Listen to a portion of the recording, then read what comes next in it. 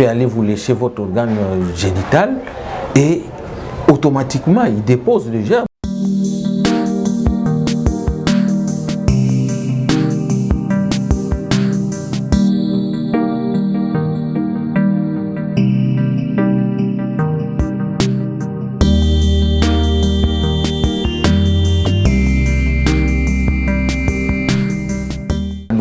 Ça se fait au couple wana dès tout le monde a ba couple belé au monde a bazo tungisama moi c'est dans mbali bazo bela ndenge moko bazo lela ba maux d'estomac très violent l'estomac on ezalaka opesi kisiboye opesi ba kisiboye opesi ba kisiboye au monde a que changement ezate hein ba maux d'estomac ezalaka ezo piquer wana katikati et puis ezo tobola na mukongo moto et kende au monde a ba couple wana ba okoma na difficulté il y a ba bourdonnement il y a ventre. Hein? Les réunions surtout, mais tu peux la parce que l'infection et qu'il faut s'installer dans niveau il y a système digestif. Hein? Tant que le microbe est s'installer dans niveau du système digestif, au fur et à mesure les eaux mais là et qu'on va nous passer les motos, il y aura des chaleurs, des bouffées de chaleur dans le ventre là-bas et bouffées de chaleur wana et qu'on va nous causer flore intestinale. Flore intestinale et ali moko na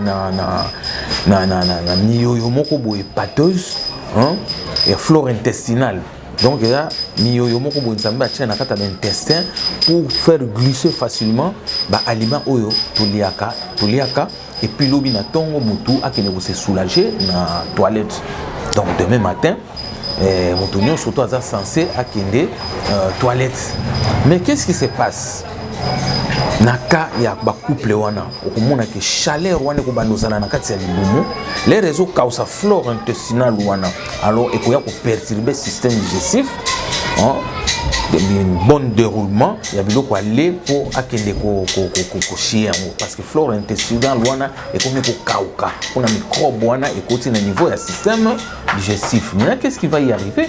Vous verrez que mutu akokoma na problème il y a 2-3 jours azokende toilette parce que flore intestinale wana eza ko kauka compte tenu ya ba bactéries wana ye azoko ko avaler na ba déviance sexuelle na ba cunnilingus na ba fellation voilà et au fur et à mesure tant ko umela biloko wana siko soki aller les histoires vont traîner dans les transits intestinaux.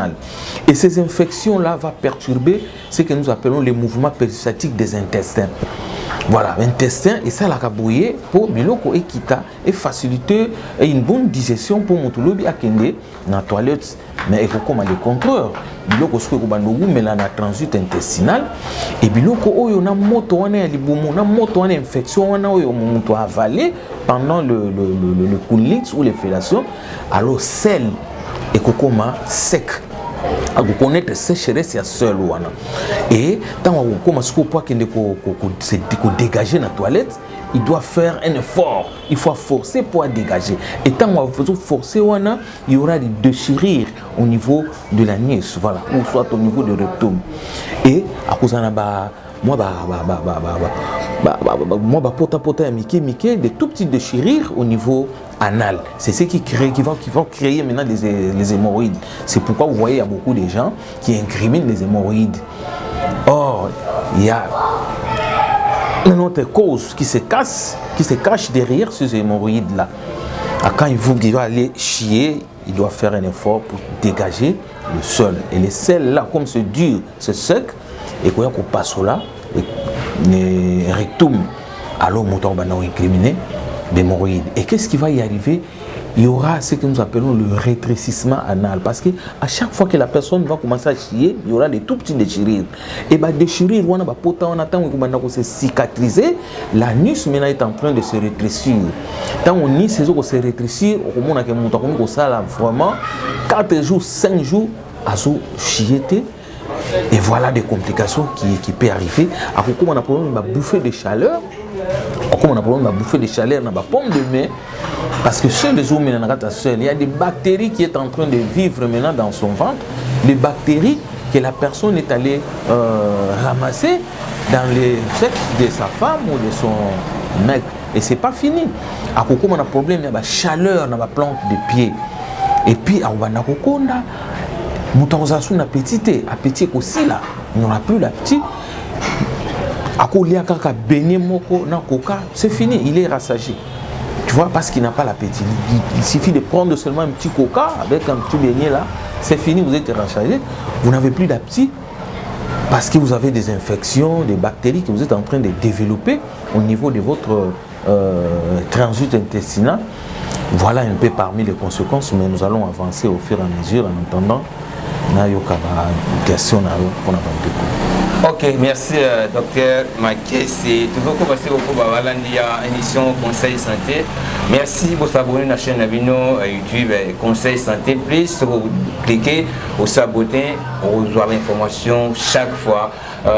L'émission de Recoute, on va toujours dans l'actualité à la page de l'émission de parce que les chaînes Oyo et premièrement vision pour nous comprendre ni Oyo et Sengele basa la porte santé na bango et dans vraiment malam c'est parce que na ba site est belé au kota sur côté au mona makamba boye makam ozo la xabisu za makam au docteur Makessi azo ku xabisa na tuna mutuna moko ya parce que docteur Makessi tant on le lo des violences sexuelles tout tika yango ba pratique wana ya kusise mabela basi ya kusise ba peni ya mibale wana pa na ndiko basi biso to lécher sur ba vagin ya basi te au moins que non beaucoup plus sur 100% il y a ba jeunes 95% ba pratiquango.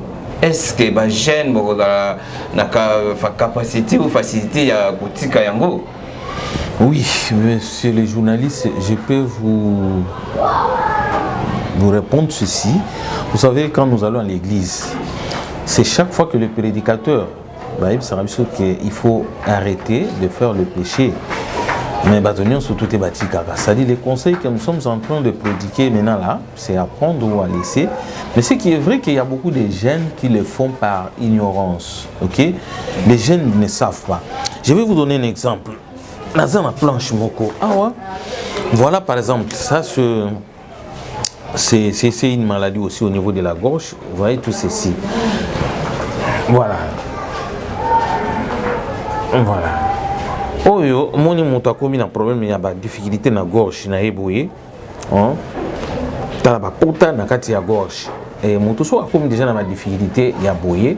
Oyebite microbe ni nyaza na ona kata gorge na. Et mais peut-être ako ça l'appelle votre partenaire. Et il va pas vous dire que voilà, moi j'ai des difficultés au niveau de la gorge. Aussitôt qu'il y a quoi embrasser par exemple, vous aurez des difficultés. Voilà. Et Oyo na utaki ko expliquer wana, nous prenons les maladies de la bouche. Voilà. Bato belé tout le monde a casé un problème de carie denteur. Vous ne savez pas. Et Utawapi, bato belé tout le monde il a des pleurs dans la bouche. Vous ne savez pas c'est quel genre de bactéries. Nous prenons l'exemple de ces cas ici. Curieusement, c'est la syphilis. Tu vois, un monsieur comme ça, il peut vous embrasser, il peut aller vous lécher votre organe génital et automatiquement, il dépose des germes là-bas ou des bactéries dans votre organe génital. Tu vois, maintenant là, tu auras des difficultés. Mais Batoubaï Bakawanate. Et un monsieur comme ça, parce que l'autre fois, nous étions dans une conférence, je crois que c'était avec vous dans une église de Bethel là. Nous avons dit aux jeunes que oui, même le fait de lécher les seins d'une paternelle occasionnelle, ça peut vous créer des problèmes. Ça a suscité un débat là. Nous prenons l'exemple de notre ami ici. Vous voyez, il a la syphilis. Ça, c'est la bouche, c'est les dents et tout et tout. Vous voyez, la langue, il y a des pleurs. Mais curieusement, c'est la syphilis. Alors, un monsieur comme ça qui a déjà la syphilis dans sa bouche, on ne sait pas, il a attrapé ça où.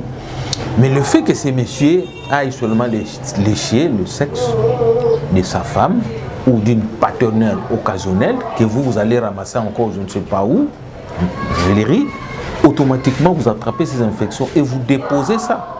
Parce que mon troisième a syphilis boué, ce qui a si c'est libellé à moi, automatiquement, il dépose aussi le quoi là, les tréponèmes, les bossous les colos à libellé wana. Et l'habitant aucun garçon sous à lécher en haut, à jouer en haut, voilà.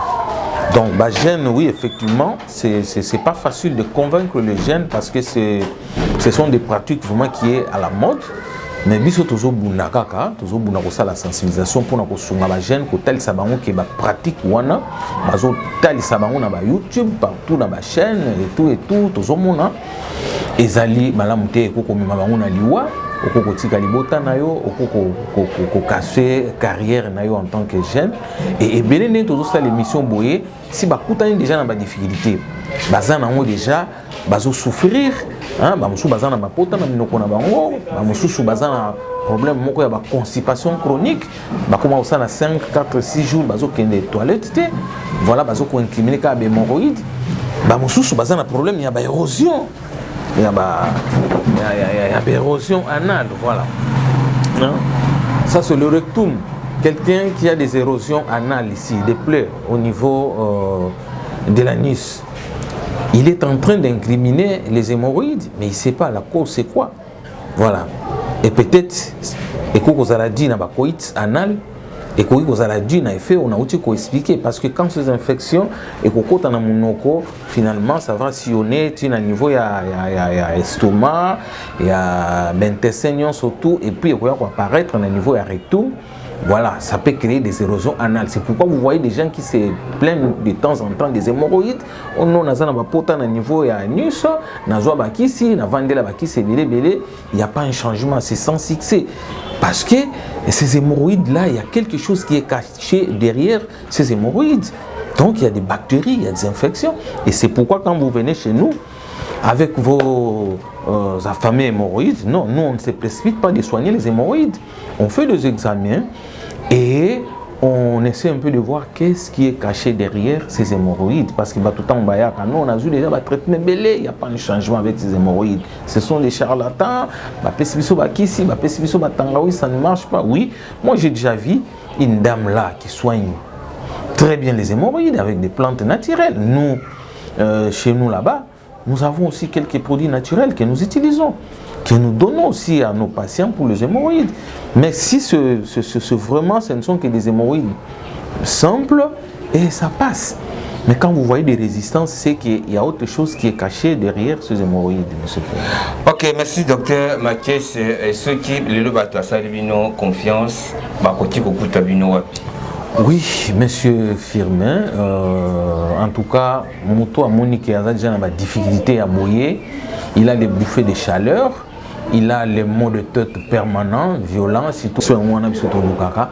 Oui, tu peux soigner, tu as un système moko ya malamu, oyo biso, tu as un kata ONG na biso observe, pour que si ça a infection wana et umela wana, tu bandana na ko immuniser le système immunitaire ya mutu. Et puis pour rajeunir nzoto na yo bon so to banda ko pesa yo ba kiso esengeli pona infection na yo mais kana nous na ribi que so tamboli mingi ya ko mekana ONG ça okozwa solution. En tout cas merci beaucoup to lingi bino mingi ciao.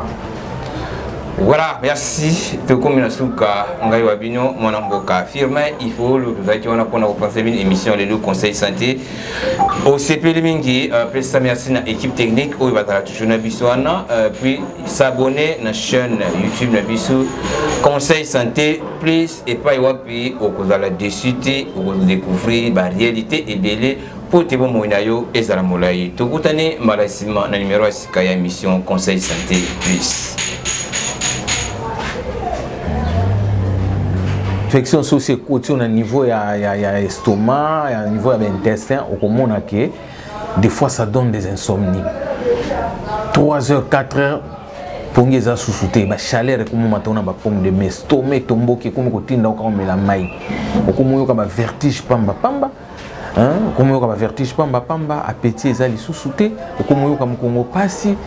Voilà, au commun yo ka ba vertige, au commun bosana makambu. Parce que l'infection a des bactéries dans ces côtes. Alors, en tout cas, l'hôpital est belé. Mon hôpital est appelé non. Mais si vous avez confiance, vous avez l'avenue Dembo numéro 1. Avenue Dembo numéro 1, quartier Yolo Nord. Commune Yakalamu, référence croisement Capella Kimwenza. Ou soit au Bengibiso, le numéro est affiché dans C1 089 981 73 83 089 981 73 83. Donc soko bengi okozwa docteur Mavungu, okozwa docteur Makese, oui na ONG OPSA, vraiment okozwa lisansi. Voilà. Ok, merci à l'émission Conseil Santé. Je crois vous découvrir nini moni par rapport à loko ba pratique au Sénégal surtout ba kotika surtout les jeunes les kamwetali déviance sexuelle au sansanzoto au sensibilité ni anzoto na bisika au isingedité docteur Makisa wotu kupekisa biso yango mais quand on YouTube la chaîne na biso YouTube et Conseil Santé plus au découvrir vraiment ba réalité nyos au ba conséquences au de l'examen examuke par rapport au sur kotika ko s'abonner la chaîne YouTube Nabiso Conseil Santé Plus pour découvrir des émissions et belé ou tout ça là puis nous continuer comme ça là par rapport à ça la sensibilisation pour tout tika et comme était les mauvaises pratiques on a il y a déviance sexuelle il y a que ça là par rapport sexuel na bisika ou bisengalité quand ce docteur m'a dit c'est ndenge opekisi batu et comme était les déviance sexuelle bangaladi oyo kutanga wana soki mutu asali yango déjà kotika maladi ekosila te parce mutu atiki est-ce que eza traitable soki mutu asali bapratique wana mais asitulu aza na bokono wana akoki kozwa mpe soin traitement mpe abiki. Oui, merci beaucoup de confirmer. Mon est trop important. De côté déjà dans le monde parce que tout ça, on a une émission où on a eu des appels sur plateau. Des grands messieurs qui appelaient pour dire que non, moi je l'ai fait, écoutez, je ne savais pas, en tout cas dans ces pays parce que Madame Nanga Zolanda Bino, Alingana Salaye Ango, mais tous ces pays parce que vos petits bisous en vraiment ils ont malamu. Donc Batebele, Bazal déjà nakata ben, il y a le Cambouana, au Basala Kango. Mais sur le monde que vous salez Kango, vous avez déjà des effets néfastes, où ils ont Tungi Sabino. En tout cas, c'est traitable, ça se soigne chez nous. Et au Kogi, au monde, mais si vous avez confiance, en tout cas, oui, dans l'adresse, on a un traitement. Bande Kobele, fait Oyo, et c'est tout ici, et c'est Nyokoli Bango, Nayamba de Komosusu, à tel sanga que non, fait Oyo, Ayo Kaka, Oyo, surtout dans le Kolobana, et Azaki, dans le monde, on a si c'est sexe, il y a Banabasi. À tout ça, un traitement est belé. Il faut noter que quand les infections changent les milliers, prochainement, tout ça, l'émission, les effets prolongés des infections. Sur l'infection, c'est continue tout, et continue makila, et continue prostate, et continue testicule, et continue estomac, et comment traiter ces possibles là. L'infection, c'est ça, il y a 10 ans, 15 ans, 20 ans. Alors, et nous commençons d'abord par immuniser notre patient, c'est-à-dire au milieu d'antibiotiques et belé, biso tout ça dans produit, tout ça les laga, tout banana pour immuniser nos tonayo, pour bomana nos toxicité, il y a qui sont nous sur un assis au mela, et puis bon on se recommencer le traitement, il y a biso, il y a qui sont il y a malam tout ça les laga, au monde que vous allez vous retrouver, vous guérison nayo, voilà.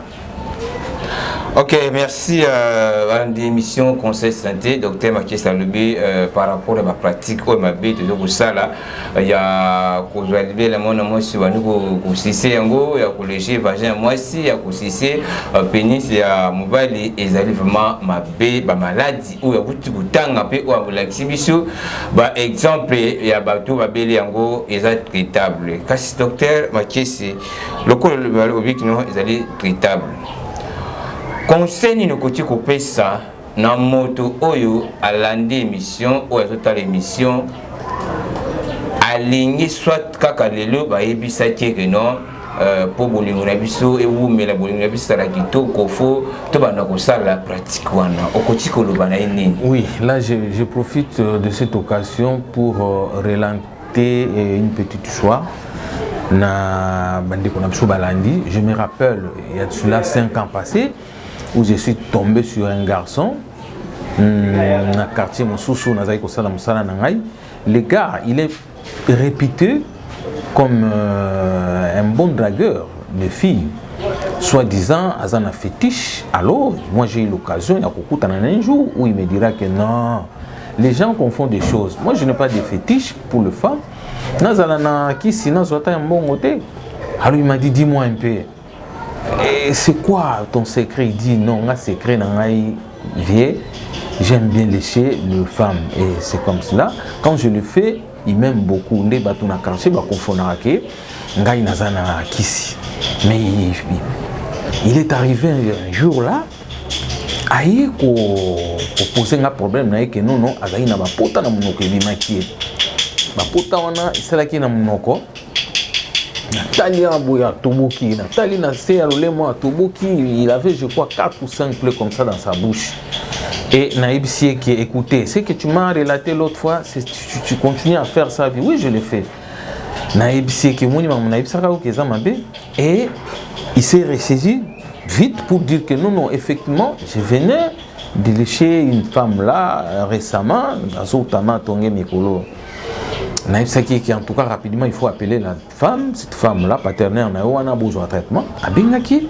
Et quand j'ai consulté la dame, la fille avait aussi des plaies au niveau de l'œuvre, au niveau de la lèvre, alors Naïbsaki va se faire soigner. Malheureusement, après 2 ou 3 semaines, namoni garçon oh non azobela sérieusement malade ba memi na hôpital moko ya mwa munene tamba koma yukuna asali échographie ba komona ke azaina ba pota na kata ba intestin typhoïde boy on ne sait pas encore mais quand on l'a opéré c'était déjà tard mais chopo na etoboka ki na monika après quelques temps ba bali ko bukanda ko ya papa na bango oh non les jeunes wana kufi feza papa na bango moto aleye parce qu'il y a eu la quitté na maladie et moi ici quand nazalaki na comprenaki que voilà garçon na plaisir naie et sika et memi voilà donc na mona mwasi oyo yazaki ko lécher organe génital naie na kutana naie na solola naie et par négligence bakenda babunga na bango malgré na talsara bango nyonso na talsai bango donc lelo yo ndeko ya mobali to pe ya mwasi so ozana partenaire na yo vraiment ce qu'alingio a proposé makambo ya ko sangisa nzoto na biteni oyo esengilité na monoko il faut refuser parce que oyebité microbe nini azana on kata organe génital na ye. Nous avons beaucoup de microbes oyo ko s'installer na kata nzoto ya mwana moi si to mbalo ko yebate partenaire wana tam so bolingani sikaza na problème ya blénorragie ko yebate ok au système balamoko ndekwane ya mobali tant ozo lécher wana moi écoulement wana esala rabana mibali ya moi pi wana otia ngona kata monoko na yo et ko kene ko créer ba problème. Imagine toi soki lelo ozwi blénorragie na kata système digestif na intestin ton estomac conséquence ino okutana na ozwi ok ko avaler syphilis na kata monoko na yo omona basuki bandi ko longwa bandi ko basi belo ko mona boye babela maboma to mona kana nzela azotambola basimba kisite ezali peut-être ba microbe syphilis soki wumeli na kata nzoto mwasi to mbali ko belisa oli boma pe ba ko luka liboma oni uti wa ba koyeba te tu vois. Donc vraiment ce que kuta une occasion un partenaire nazo proposer au théâtre wana il faut ça que ça mabe même l'église ba pekisi même dans l'hôpital ba pekisi je crois que tous autres tambola tous autres sala ba conférence na ba église derrière tous aki na église à Bethel le pasteur comment il s'appelle encore le nom m'échappe hein mais tous aki na église non le pasteur Kabengele voilà. Tous une conférence où on a les jeunes ont aimé, tous il y a plus de 200 jeunes là-bas. Vraiment conférence c'est ça qui malam auto conseil qui va conseil. Voilà. Ok, merci Valandi émission Conseil Santé. Je crois docteur Makese a pu suivre ce conseil. Na Italie Santé Nabiso, vous s'abonnez toujours à la chaîne YouTube Nabiso Conseil Santé Plus et pas puis vous découvrir l'intégralité de l'émission Oyo. Vous découvrez peu d'émissions et belé Oyo bande quoi ça la et donc vous la chaîne Nabiso c'est parce que les conseils Oyo ça bon mon Nabiso tout mais la mokili. Ba Valanda Nabiso dans la radio.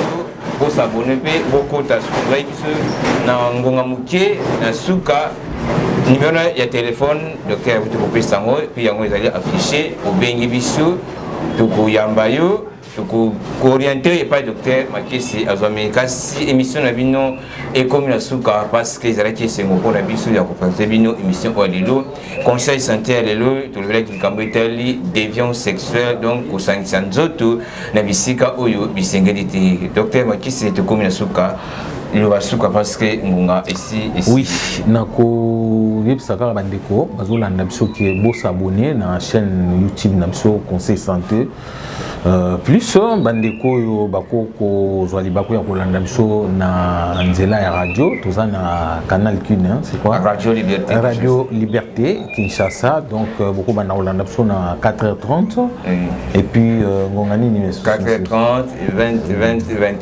21h voilà en tout cas beaucoup découvrir makambo belé ba mesali kolanda biso basungama na sepelaka tant on atambola na nzela docteur tolanda imate na bino vraiment esungi biso.